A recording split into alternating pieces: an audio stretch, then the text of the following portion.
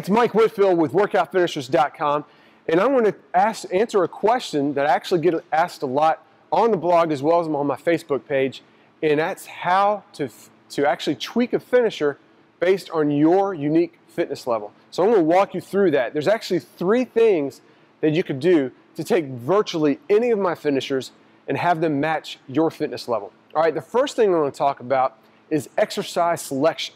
In other words, there's an exercise substitution method that you can implement with any of the finishers. All right, so let's take the jump squat, for example. That's when you go just out, your feet are just outside, shoulder width apart, jump up, back down, jump up, back down, and land in the squat position. Now, for people that perhaps don't need to be doing that, or they want to reduce or even eliminate the impact that something like this can have on your joints and, of course, your knees and things like that, you can substitute that for the total body extension. You'll still get a good metabolic effect and, of course, get a good conditioning in, but it's less impact, without any impact, actually. So your feet are just outside, shoulder width apart. You're going to start with your hands behind your glutes, and then you're going to explode up on the toes, bring your arms all the way above your head. Okay, in other words, you don't want to come 3/4. You want to come all the way up. Okay, that's it in slow motion. So nice proud chest, arms above the head. Now, as soon as you get used to it, you want to really explode up on the toes. All right, so that's the total body extension. It's a great way to replace the jump squat. Another good example is the Spider-Man push-up. Obviously, that's an advanced push-up, right?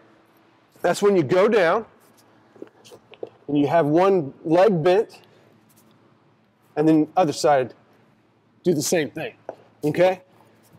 Obviously, that's an advanced push-up, and not everybody will be able to do those. So what you could do is replace the Spider-Man push-up with what's called an elevated push-up. So in other words, you'll do the same amount of reps each side, but you could use a dumbbell, a yoga block, whatever you have available to perform an elevated push-up. So your hand is on the dumbbell or whatever you have available. You go down, come back up. And then, of course, repeat for the other side. So that's another example. So keep that in mind, and that way you can adjust the finisher based on exercise selection. And don't forget, you can actually go the other way. For instance, maybe a Spider-Man push-up is not challenging enough for you. Then what you could do is the Spider-Man climb push-up, meaning you'll actually do a push-up while performing the Spider-Man climb. So the foot comes out and then down. So you can go the other way, and that way you can challenge yourself and still reap the benefit of the finisher. So that's the first thing you can do, is change the exercise. Another thing we want to talk about is the rest periods. Rest periods are very varied within the finishers. So let's say, for example, you have a circuit that you're supposed to do 3 to 4 times, and you're supposed to rest for 30 seconds in between each circuit. Now, perhaps you're not quite that advanced. That's perfectly fine. What you could do is increase the rest periods to maybe 45 seconds, even a minute.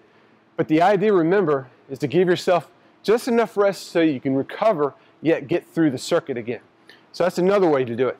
Now, again, on the other end of the spectrum, perhaps you're an advanced athlete or you're looking for even more of a challenge, you can actually cut back on that rest period. So instead of 30 seconds, you can do 20 seconds. So that's another thing. So that's the second thing. The last thing we want to talk about is called exercise volume or workout volume. And what I mean by that is, let's say, for instance, you have a circuit that you're supposed to do 4 times, okay? And we're going to start off with, say, 15 jump squats. Now, what you can do to cut back on the volume, meaning the amount of work that you do, is you actually just do 2 rounds or maybe even 3 rounds instead of 4. So that's one way of cutting back on the volume. And then on the actual reps itself, that's another way of cutting back. So instead of 15 jump squats, you can maybe just do 10, all right?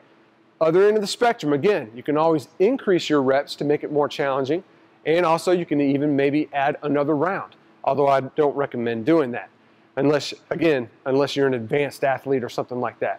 So those are the 3 things. So let's do one as an example. Let's say we have a circuit that you're supposed to do 4 times, and you start off with 8 jump squats. All right, so this is the first exercise. Okay, you do 8 of those, and then you go into the Spider-Man push-up, and you do 8 per side on those. Okay, Spider-Man, Spider-Man. You do 8 per side on those, And then you end it with kettlebell or dumbbell swings. Okay, we do 20 of those. All right, rest 30 seconds, repeat 3 more times. Now, here's how you can adjust this finisher. Replace the jump squat with a total body extension, okay? Or you can, to go on the more advanced level, you can replace the jump squat with jumping lunges, and that way you'll pretty much be doubling the amount of reps you're doing. So you'll actually do 16 because you'll do 8 per side. So that's one thing.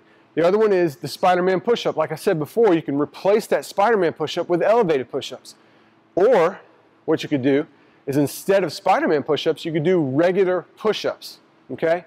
And then finally the swings pretty much, as long as your form is good, you can go ahead and knock those out. If anything, you could reduce the volume. So instead of 20 swings, you can do 15 swings. Hopefully that makes sense.